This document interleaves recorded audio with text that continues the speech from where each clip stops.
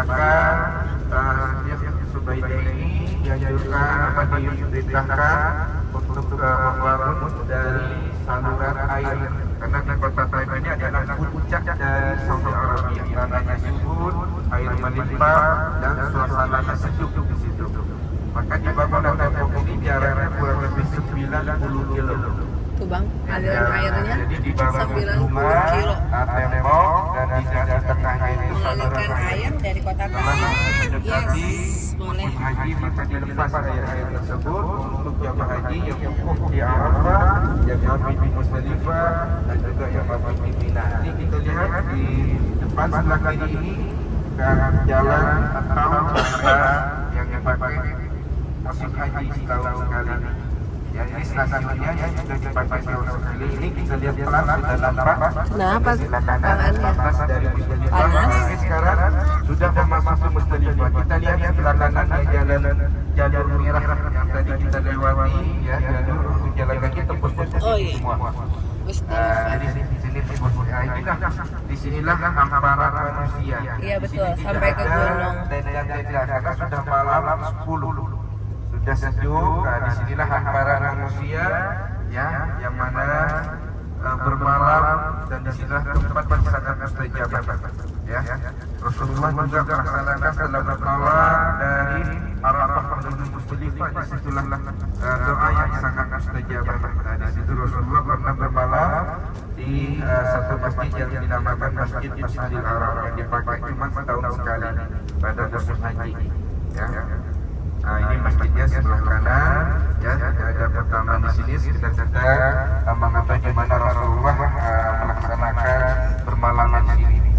Jadi masjidnya dibuka pada musim haji aja. Sekarang sudah banyak perbaikan, ya, untuk fasilitas jamaah yang melaksanakan. Tapi di mana mengambil batu, ya, batu kerikilnya sekarang sudah mudah, ya, sudah mudah di lapangan-lapangan sudah disiapkan sekarang. Tidak seperti dulu tahun 70-an 60-an yang sangat susah mendapatkan batu naik haji ke sini, Bang. dan juga batu untuk yang dilempar di jamaah. Nah, ini sekarang sudah lihat di kanan kiri di lapangan-lapangan sudah banyak batu kerikil, batu-batu kecil. Nah, itu yang mungkin juga yang diambil oleh jamaah. Kalau dulu susah, penerangan susah, pakai senter, karena membedakan kerasnya batu dengan kerasnya taiga kambing. Dulu, ya. Jadi dulu tuh musim panas, ya, kambing dari keras-kerasnya itu hampir sama, maka dulu penerangan kurang, ya, dan juga pakai senter dulu masih sangat mudah. Kalau sekarang sudah banyak penerangan. Nah, di sinilah toilet-toilet yang dipakai oleh jemaah haji hamparan manusia, tidak ada tenda, hamparan manusia yang dinamakan Apa, Kung? 1001 bintang, ya, tanpa bintang. Di sini lengkapnya, istirahatnya, ya, jemaah haji melaksanakan Apa, Kung? Musdalifah pada malam 10. Setelah jam 12 boleh dari sini itu ada dua jalur, boleh ke Mina, boleh ke Masjidil Haram. Ibaratkan sekarang sudah menuju Mina, jam 12 malam sudah boleh keluar menuju Mina untuk melontar Jumratul Aqabah. Jadi di sini masih menjaga larangan tanggal 8, tanggal 9 itu larangan masih dijaga, tidak boleh mandi, tidak boleh pakai sabun, tidak boleh merusak pohon, membunuh hewan, sama juga dengan larangan ihram. Di situ setelah kita melaksanakan umrah, setelah kita menjaga niat, larangan sama, ya. Ini sudah nampak tenda-tenda yang ada di Mina, ini yang dinamakan Mina Jadid, ya. Karena kenapa dinamakan Mina Jadid? Karena ini masih memasuki area dari Musdalifah, di luar tanah haram, di luar tanah Mina.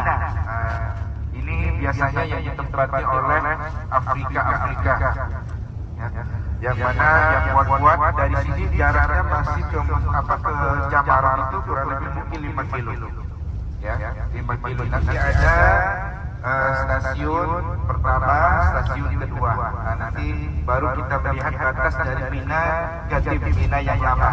Ini stasiun pertama, ya yang ada di Mina yang dipakai setahun sekali untuk kereta cepat yang mendapati kereta tersebut masih Jazirah Arab, masih bagian dari Arab. Kalau Indonesia masih transportasi bis. Setelah stasiun ini ada tragedi terjadinya pasukan Abraha, pasukan gajah yang mau menghancurkan Ka'bah. Ya, disitulah turun di surat apa? Surat Al-Fil. Ya. Maka disitulah Allah mengirimkan tentaranya melalui burung ababil membawa batu dan menghancurkan pasukan gajah. Dia mengatakan di sini sebelah kanan, ini Mina, di Mina, batas Mina ini di sini. Setelah lewati plang ini, ini Mina Gadib. Ini Mina aslinya. Mabitnya itu harus di dalam tanah Mina. Ini stasiun kedua. Stasiun kedua juga terjadinya ada tragedi terjadinya Nabi Ibrahim yang mau menyembelih Nabi Ismail. Di mana tempatnya sekarang dinamakan Jabal Kurban. Ya, asal-usul dari 10 tanggal 10 ya hari Kurban, hari Lebaran dilaksanakan hari Kurban ini. Kita fokus setelah setelah stasiun fokus sebelah kiri. Fokus sebelah kiri ini bisa sedang pelan-pelan kita melihat ya. Fokus sebelah kiri di ujung gunung ada tugu, ada batu dan disitulah yang dilaksanakan karena disitulah Nabi Ibrahim yang bermimpi diperintahkan oleh Allah. Mana tugu batunya? Nah, ini sebelah kiri kita lihat ujung gunung. Nah, ujung gunung. Ya, ujung gunung. Mungkin ada gunung. Tunjukkan dulu. Nanti saya lanjutkan. Itu lihat ya, ujung gunung ada batu, kotak dan juga tugu ya. Atas. Iya, di atas ujung gunung. Di terakhir gunungnya ya. Ada yang lihat, sudah ada yang lihat. Tuh, ada tugu kan di atas sebelah kiri itu. Lihat. Nah, disitulah dilaksanakan. Tuh, sebelah kiri. Situ ujung gunung. Nah, disitulah dilaksanakan ya Nabi Ibrahim yang mau membeli anaknya Nabi Ismail yang diganti dengan ibas dari surga, karena disitulah meyakinkan perintah dari Allah yang mana Nabi Ibrahim setelah mendapatkan mimpi ya dia masih mengabaikan mimpi tersebut. Ini benar apa enggak? Datanglah mimpi kembali ya sampai mimpi tersebut sama diperintahkan oleh Allah ya Nabi Ibrahim. Maka Nabi Ibrahim ini ya melaksanakan mimpi tersebut ya melaksanakan pemerintah mengajak anaknya Nabi Ibrahim, anak dari istri yang kedua dengan Siti Hajar ya. Istri pertama Nabi Ibrahim dengan Siti Sarah tidak mempunyai anak ya. Setelah menikah dengan Siti Hajar maka dia mempunyai keturunan ya dan dinamakan Ismail. Maka satu-satunya anak yang dicintai disitulah mendapatkan perintah untuk menguji dalam keimanan Nabi Ibrahim. Maka disitulah Nabi Ibrahim ya melaksanakan dengan perintah dengan keyakinan ini adalah perintah dari Allah.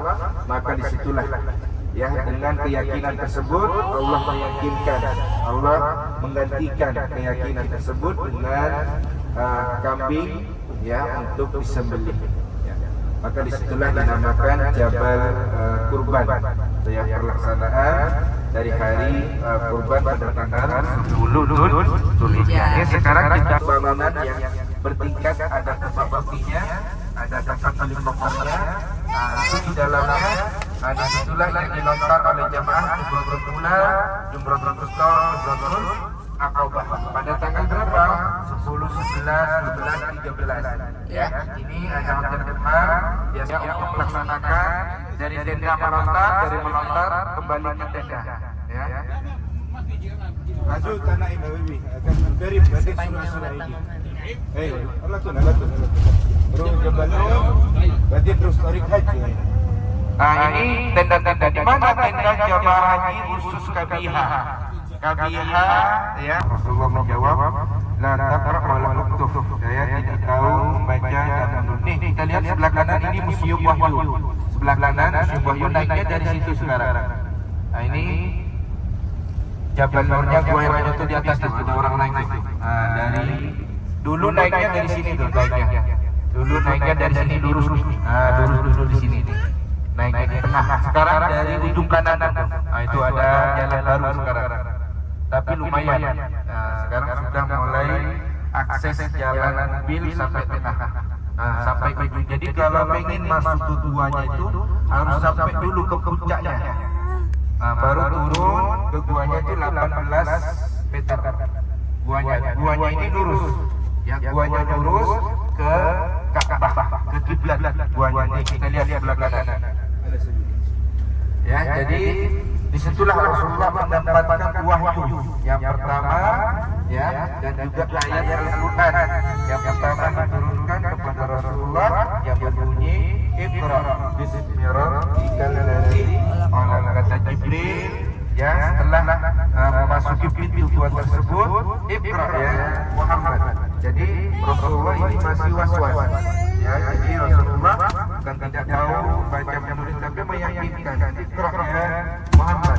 Kata Rasulullah, la taqra wa antum, saya tidak tahu membaca dan menulis. Iqra, saya diulang kembali oleh Jibril. Ya, bacalah ya Rasulullah ya Muhammad, la taqra wa antum. Maka Rasulullah dipeluk, kira, maka dibimbing dalam bacanya, dilanjut Iqra bismi rabbikal ladzi khalaq. Setelah ada di surat Al-Alaq ayat 1 sampai 5. Disitulah Rasulullah setelah mendapatkan wahyu, ya, dan juga kenabian yang terakhir.